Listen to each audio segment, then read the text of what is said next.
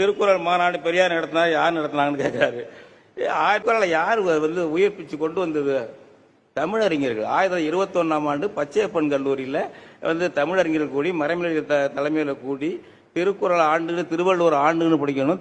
திருக்குறள் எல்லாரும் படிக்கணும். இவங்க கொண்டு வந்து திருவள்ளுவர் ஆண்டு. திருவள்ளுவரை பரப்பியர்கள் அந்த தமிழ் அறிஞர்கள், தமிழ் உணர்வாளர்கள்.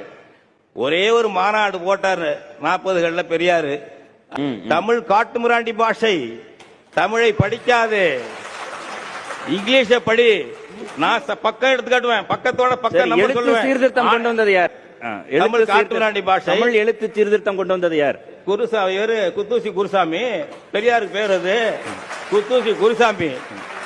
விடுதலையில எழுத்து சீர்திருத்தம் குடியரசில் கொண்டு வந்தவர் குத்தூசி குருசாமி என்ற பட்டுக்கோட்டை தமிழன். போயிடும். தமிழை எழுதாதே, தமிழை படிக்காதேன்னு சொல்லவர்.